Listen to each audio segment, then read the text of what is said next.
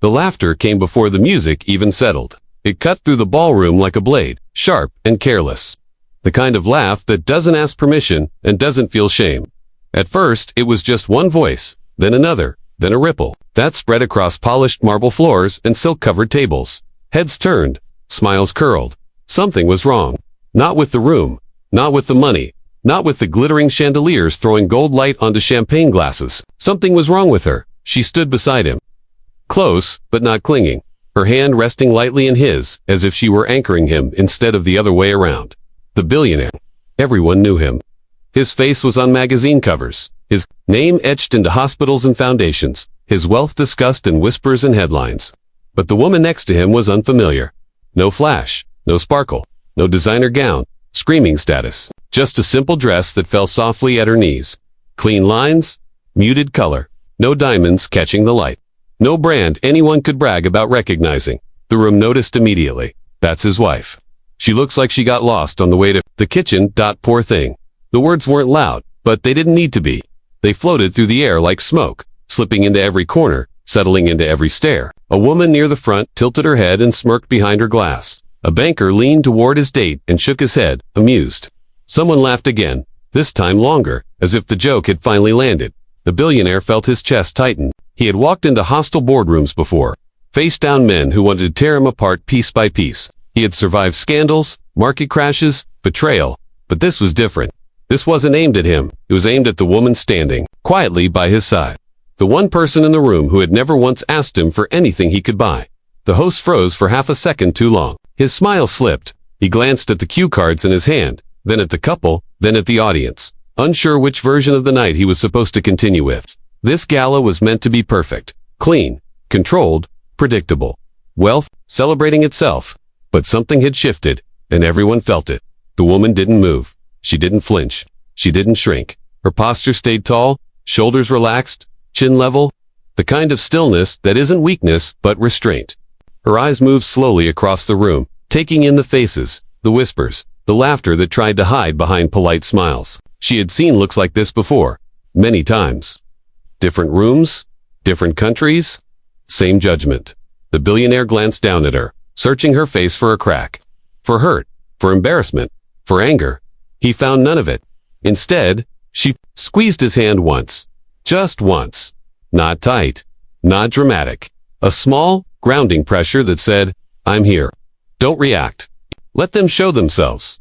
That confused him more than the laughter. He remembered the first time he met her, long before ballrooms and headlines. A quiet cafe. A rainy afternoon. She had been reading a book in a language he didn't recognize, completely unaware that one of the richest men in the city was sitting 2 tables away, watching her turn each page like time didn't exist. She hadn't known who he was. She hadn't cared.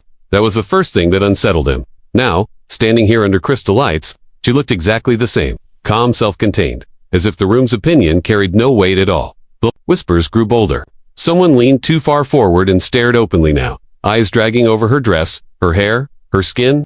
Another guest assumed she was an assistant and gestured toward an empty seat meant for staff near the wall. A waiter paused, unsure whether to offer her champagne or ask her to move aside. Still, she said nothing. Silence stretched, the kind of silence that feels louder than sound. Cameras hovered, searching for a reaction, a tear, a glare, something they could package neatly and sell later. None came. Inside, the billionaire felt heat rising in his throat. He wanted to speak, to announce her credentials, to list her achievements, like armor to remind the room that she was his wife, chosen, respected, loved. But her hand tightened again, just slightly this time. A warning. Not yet. The music resumed softly, but the tension stayed. Conversations restarted in low tones, eyes flicking back toward the couple again and again. She became the center of the room, without ever trying to be. A question mark in human form. How did she end up here? What did she do to deserve this place? What they didn't know was that she had earned far more rooms than this one. She remembered standing in crowded offices as a child, translating words she barely understood for adults twice her age. Remembered teachers telling her to speak slower, to soften her accent, to not sound so sure. Remembered being praised for being quiet and polite, when what they really meant was invisible. To Noit felt familiar. The billionaire shifted his weight, suddenly aware of how loud his tailored shoes sounded against the marble floor. He had always believed power announced itself. That respect followed money like a shadow. Tonight, he was learning how fragile that belief was. The host cleared his throat and forced a laugh. Trying to pull the evening back on script, "Well," he said, voice too bright, "it's wonderful to see so many familiar faces tonight." His eyes darted once more toward the woman, then away. She looked up at the chandeliers, watching the light bounce and fracture, each crystal reflecting a slightly different version of the room. Wealth everywhere. Confidence everywhere. Kindness nowhere in sight. And still, she waited. The billionaire leaned closer, lowering his voice. "We can leave," he whispered. "We don't need this?" She turned to him then, finally meeting his eyes. There was no sadness in them, only patience. "No," she said softly. "Let it play out." That unsettled him more than anything else. Around them, laughter tried to reclaim its place, but it sounded thinner now, uncertain. The joke had lingered too long.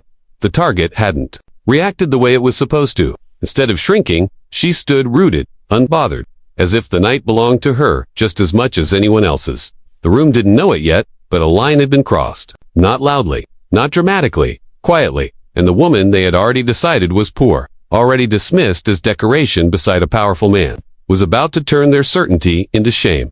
But not yet. For now, there was only the silence after. Laughter, the kind that makes people uncomfortable, the kind that asks questions no one wants to answer.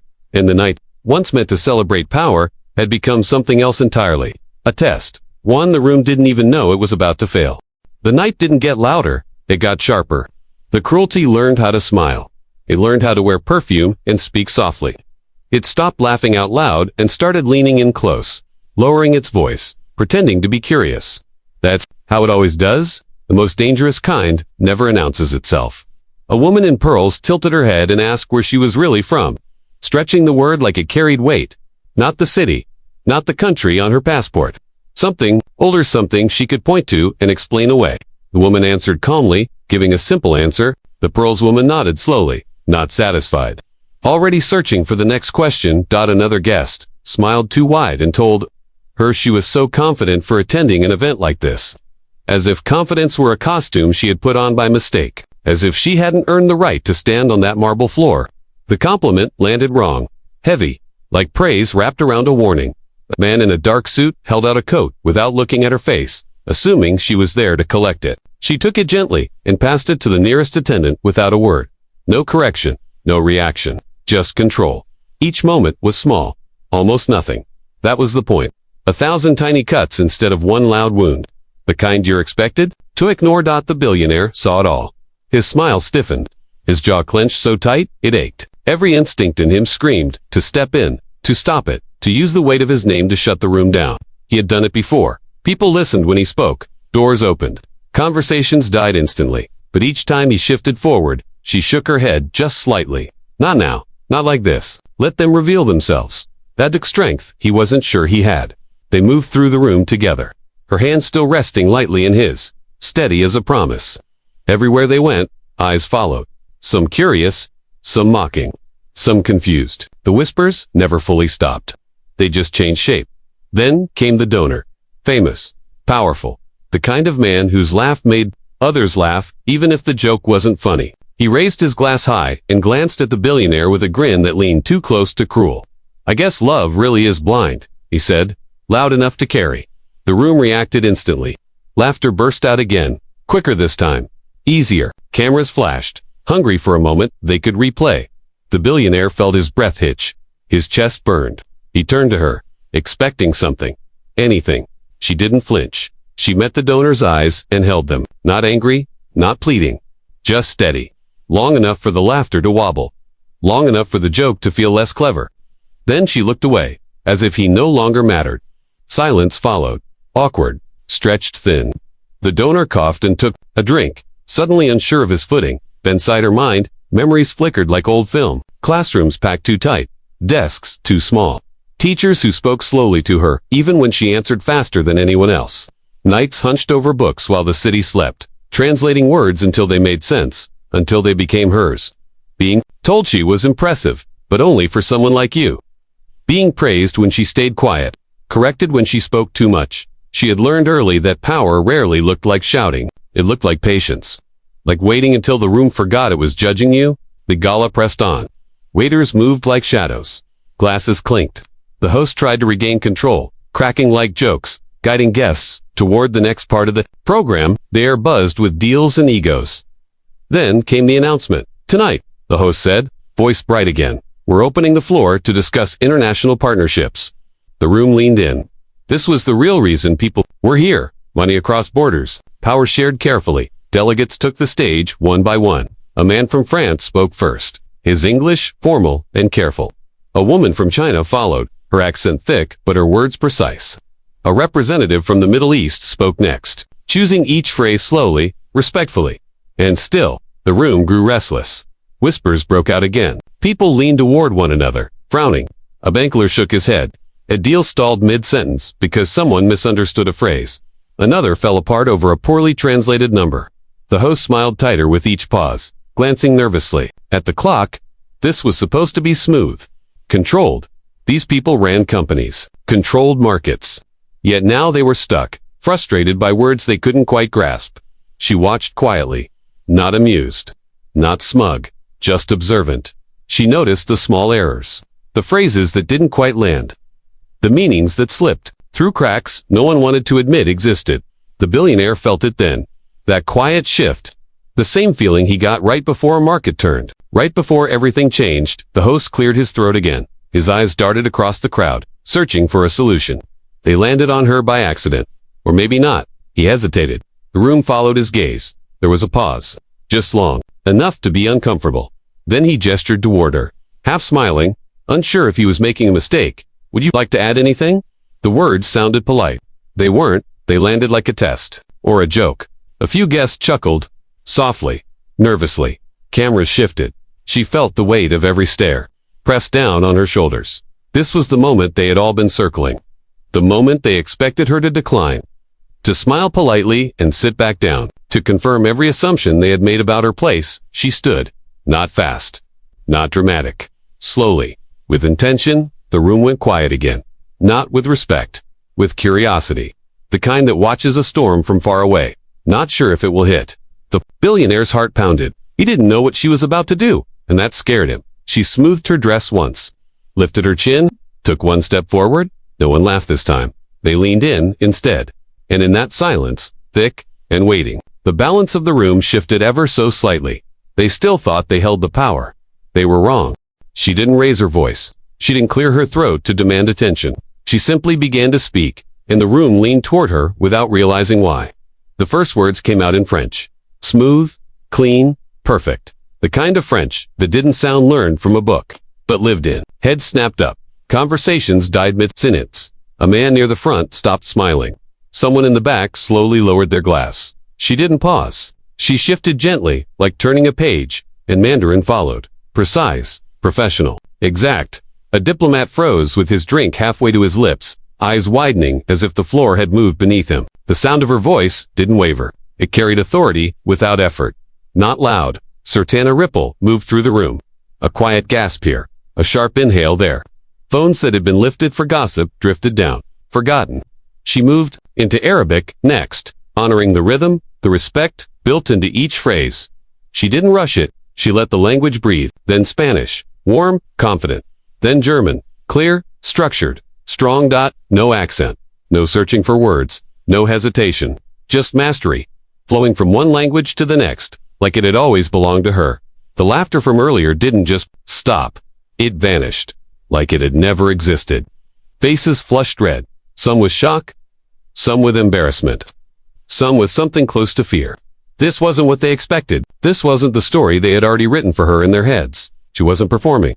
She was fixing things. She clarified a misunderstood figure with one sentence. Smoothed a tense exchange with a cultural reference only an insider would know. Explained a contract term that had stalled negotiations for months, translating not just the words, but the intent behind them. Deals that had been slipping apart quietly slid back into place. Heads nodded. Pens moved. Eyes stayed locked on her. Billionaire watched from a step behind, his heart pounding. He had always known she was brilliant. He had seen her do this in kitchens, in living rooms, over late-night calls that mattered more than any gala. But this was different. This was the world finally being forced to catch up. She paused then, just long enough to remind them she was human. Did she chose her silence before? That this moment was not an accident. I grew up moving, she said. Now in English, her voice calm and steady. Different countries, different rules, different ways of being heard. The room stayed still. Even the waiters stopped moving. My parents needed help, so I learned to listen. Then I learned to translate. Not just words, meaning. Images flickered in her mind as she spoke. Airports at dawn. Crowded apartments. Her mother's tired eyes. Her father's careful pride. Books stacked higher than her head. Teachers who underestimated her. Strangers who spoke over her. She had learned early that if you wanted to survive, you had to understand people before they ever tried to understand you. I never chased money, she continued. I chased understanding. Because understanding opens doors, money never can. The words landed heavy, honest, undeniable. She looked around the room then, meeting eyes that had avoided her earlier. Some dropped their gaze. Some held it, struggling. The socialite who had smirked before stared down at her clutch, suddenly very interested in the floor. The donor who had joked about love being blind shifted uncomfortably in his seat, his confidence draining with every second of her calm presence. Billionaire felt something crack open in his chest. Pride. Relief. Ooh, he wasn't angry anymore. He wasn't defensive. He was humbled. By her strength. By her restraint. By the fact that she never once made this about revenge. She wasn't here to embarrass them. She was here to correct the record. Applause started slowly. One pair of hands. Then another. Then more. It grew, filling the space the laughter had left behind. This wasn't polite clapping. This was real. And people stood without being prompted, as if their bodies knew what respect looked like before their minds did. She didn't bow. She didn't smile wide. She simply nodded once, acknowledging the sound without needing it. Power had shifted, not through shouting, not through wealth, through dignity. The room felt smaller now, the walls closer, the chandeliers less impressive. Money had lost its voice. Character had found one. She stepped back toward the billionaire, and he took her hand again. This time, it was his grip that tightened. Gratitude, admiration, love. He leaned in and whispered, "I'm sorry they didn't see you sooner." She answered softly, "They see me now." And that was enough. The host finally found his voice. Again, but it sounded different. Quieter, careful. He thanked her, not as a formality, but as an admission, that something important had just happened in his room, on his stage. Beyond his control, as the program continued, nothing felt the same. Conversations shifted. People chose their words with more care. Some approached her, offering apologies, wrapped in awkward smiles. Others stayed away, unsure how to face what they had revealed about themselves. She treated everyone the same, calm, polite, unchanged. Because the truth was, she hadn't come here to be validated. She had come because she belonged. Whether they agreed or not, the billionaire glanced around one last time before they moved on, noticing the faces that had once judged now filled with something new. Reflection, discomfort, respect, earned the hard way. The room had learned a brutal lesson. That night stripped away assumptions like cheap paint. It showed them how wrong they had been. How easily they had confused quiet with weakness, simplicity with ignorance, skin color with status. And, standing there, hand in hand, they left something behind that no amount of money could buy back. The illusion of superiority? The room did not snap back to normal after she spoke. It couldn't. Something had shifted too deeply. By the time the final hour of the gala arrived, conversations had reorganized themselves around her without anyone planning it. Deals that once circled powerful men now paused until she nodded. Questions were directed at her first. Clarifications waited for her voice. She didn't dominate the room. The room leaned toward her. Signatures landed on contracts with quiet certainty. Hands shook. Smiles appeared. This time careful and real. People who once overlooked her now listened with full attention, afraid to miss even a word. Not because she demanded it, because she had earned it without asking. The host stepped back onto the stage, his posture different than before. Less polished, more human. He cleared his throat and looked out over the crowd, then turned toward her. His voice wavered just enough. "To be honest," he apologized. Not quietly, not privately.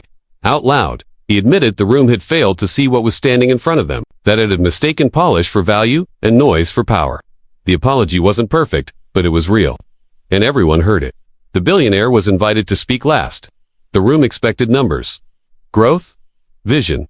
That's what he always delivered. But when he stepped forward, he left the cards behind. He didn't talk about money. He didn't talk about success. He talked about respect. "I used to believe success was loud," he said, "that it had to announce itself, that it needed approval." He paused, glancing at his wife. "I was wrong. The silence was thick again, but this time, it felt different. Not tense. Ready? My wife didn't change herself to fit this room. He continued. This room had to change to fit her truth. His voice didn't shake, but his eyes did. That's what real strength looks like. He stepped back. No applause right away. Just stillness. Then the clapping came, slower than before, heavier, like a promise being made. As the night wound down, guests gathered their coats and their thoughts. Their steps were slower now, their laughter quieter.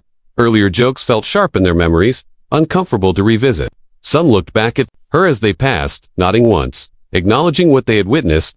Others avoided her gaze entirely, unable to face their reflection. She accepted both reactions the same way. With calm. She hadn't changed. Not one bit. The applause didn't lift her higher. The praise didn't soften her edge.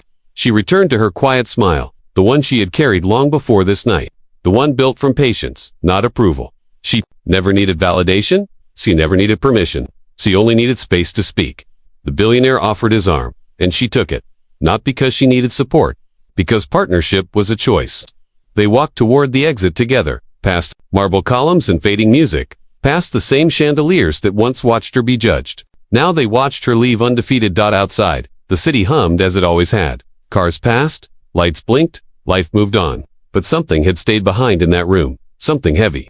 Something honest. The lesson. The lesson. Never measure someone's worth by their silence. Never confuse wealth with wisdom. And never laugh at what you don't understand. Because dignity, when it finally speaks, has the power to humble even the richest room in the world.